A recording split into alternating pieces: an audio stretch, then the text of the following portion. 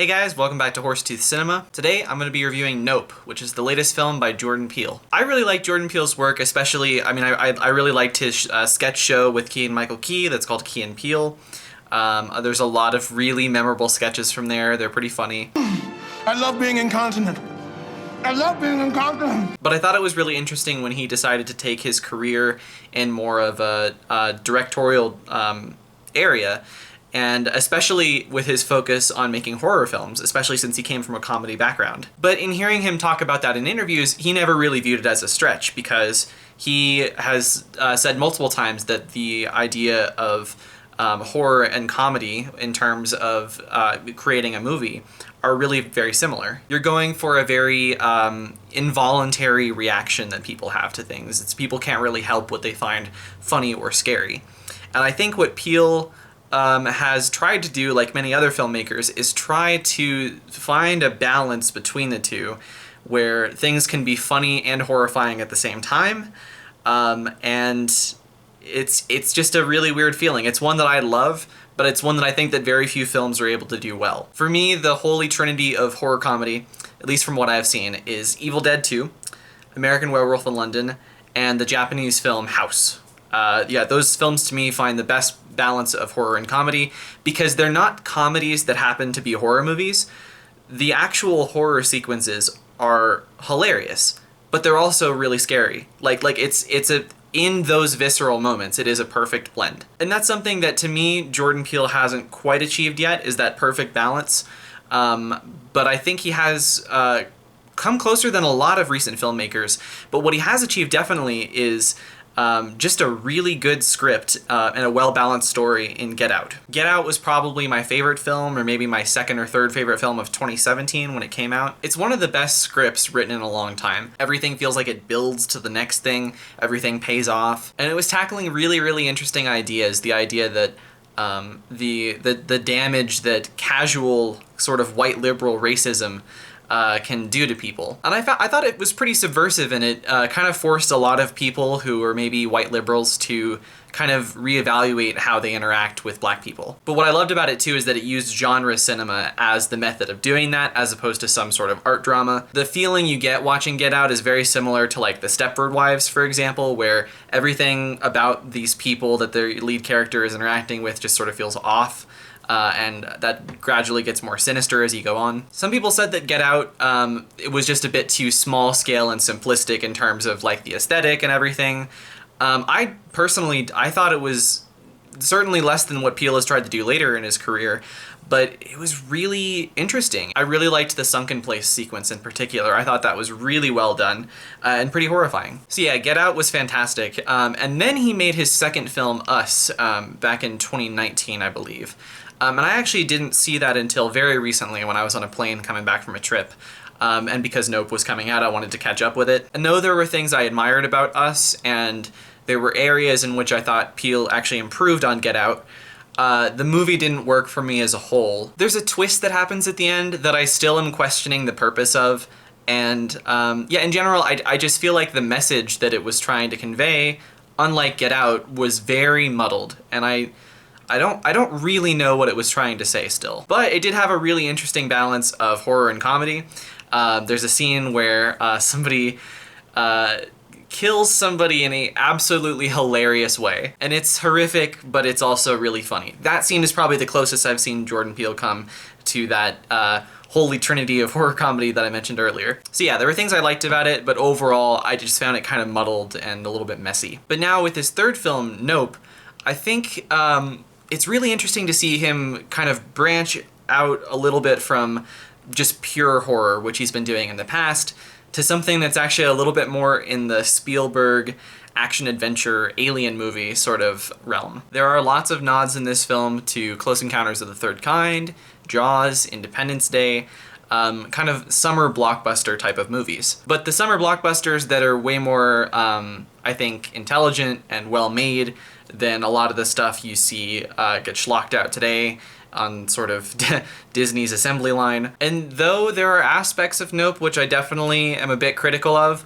and I think that this is nowhere near on the level of Get Out in terms of the writing, but I liked Nope a lot. I thought it was a lot of fun. Nope follows the Haywood family, which have historically been raising horses for Hollywood movies. In fact, they raised the horse, which was the first animal and its rider was the first person ever caught on film. It follows them on a journey where they bear witness to an uncanny, chilling discovery. That last part was essentially just the IMDb letterboxed plot description, but the thing is, it's aliens. We know it's aliens. Like, and unfortunately, I was a little disappointed seeing the trailer for Nope.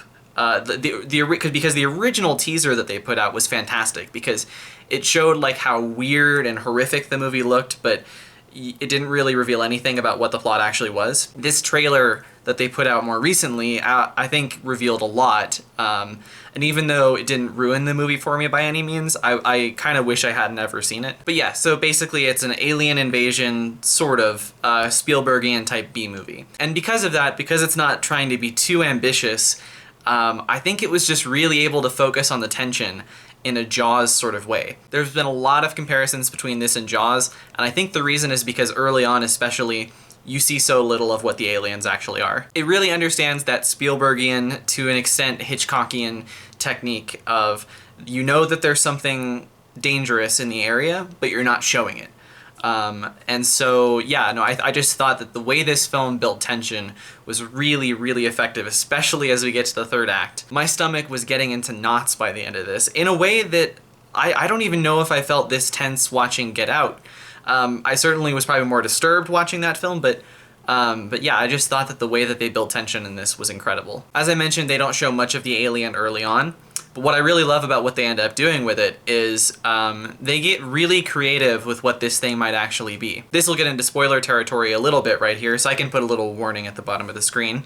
But yeah, so basically, early on, they think that this alien is this thing that they see in the sky is a flying saucer.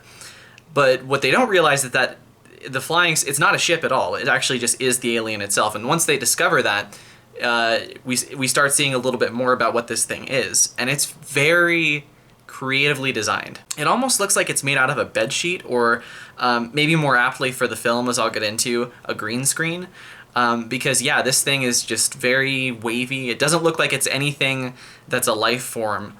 In terms of human comprehension, which I like, because I think that if we were to encounter any sort of beings from another universe, I think it would most likely be difficult for us to comprehend what such life form might be. Very much in the mode of like Arrival, for example. If you've seen that, the way that they handle the aliens is very interesting, much more than the sort of just green Martian things that you usually see. But that's in the movie too. Early on, there's a scene where it's kind of like the scene in Jaws where you see the kid wearing the fake shark fin. But yeah, so there's a scene where it looks like aliens that are designed like kind of normal Martian looking things are just running all over the barn.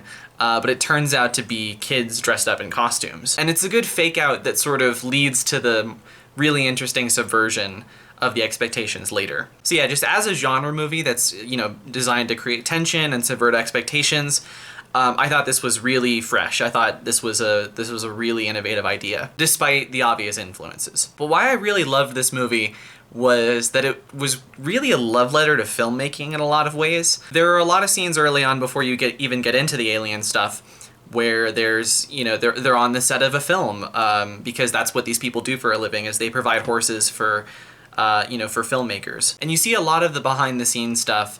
And it really captures well like how hard it is to actually make a film work, I think. Not that that's something I fully understand completely, because I haven't made a film before.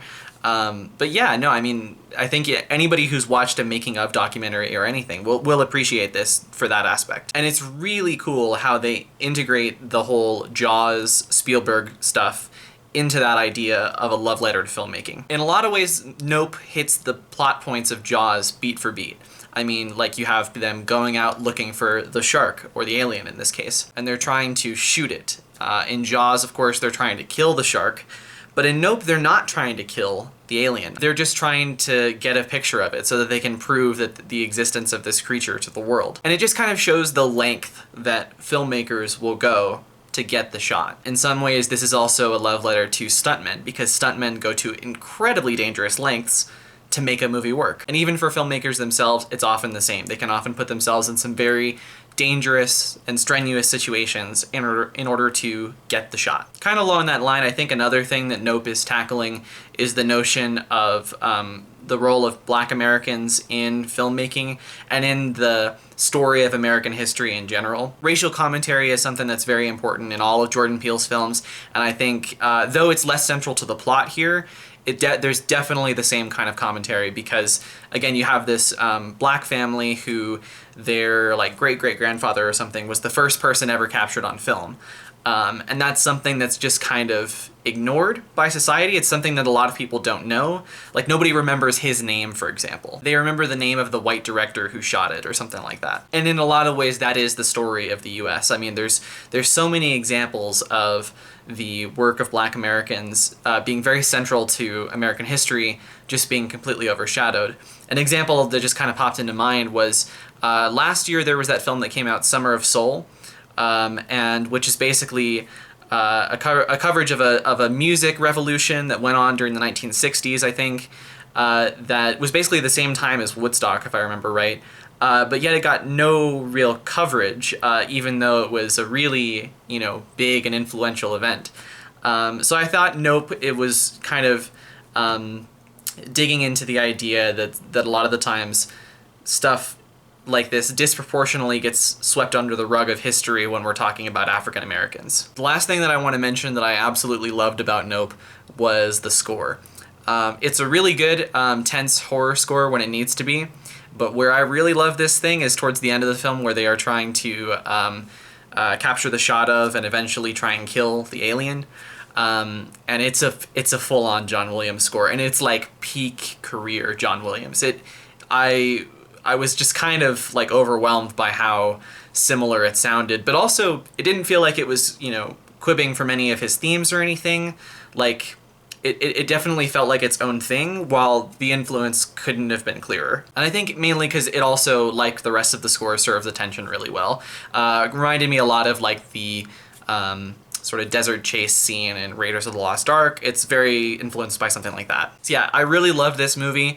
I don't find it flawless though. It's definitely a step up from Us in terms of the writing, but I don't think it's anywhere near on the level of Get Out. Get Out, again, there's no fat to trim at all. Everything goes from, everything that happens leads to the next thing. It's very clean. This was, again, better than Us, but it doesn't quite feel that way. It can feel a little choppy and out of order sometimes, especially this scene that they integrate. It's basically to do with a character that has had some trauma in the film industry in the past, and they sort of intercut that into the middle of the movie. And while it's thematically in line with the idea that people will go to, great lengths to make films, it doesn't fit into the story as well as I think it maybe could have, or maybe you could argue it just didn't need to be there. Though that's a great scene. I did enjoy watching it, at least. The other thing is just the character work isn't that strong.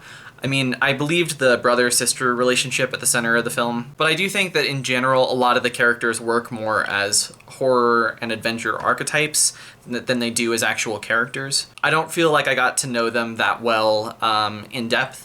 Again, it's just more that simple archetypal role. And that's not necessarily a bad thing. I mean, a lot of movies basically will use simplicity because that sort of advances the overall effect of the film. But I do think that in a movie like Jaws, though the characters are kind of simple, I mean, they're not the deepest characters in the world, but I think they are more fully realized than this, for sure. Especially that scene in Jaws where they're all, they're on the boat at night and they're sharing their stories about their scars on their body, and Quint tells the story of the USS Indianapolis. I mean, you can really get a sense of who these characters are as people outside of what's happening in the film. And in Nope, you really don't. Again, it is more just that sort of archetypal role. So though the simplicity may have served the story overall, it doesn't mean you can't make a great film that's simple and also has great characters, because I think Jaws is proof that you definitely can. But yeah, I mean, that's pretty much the only criticism I have. I really enjoyed Nope. It's one of my favorite theatrical experiences I've had this year. I'm gonna give it 4 stars. Anyway, that's my review. Thank you guys so much for watching. If you like this video, you can like it down below and subscribe to the channel if you want. I've got more content coming out soon, and I'll see you guys in the next one. See ya.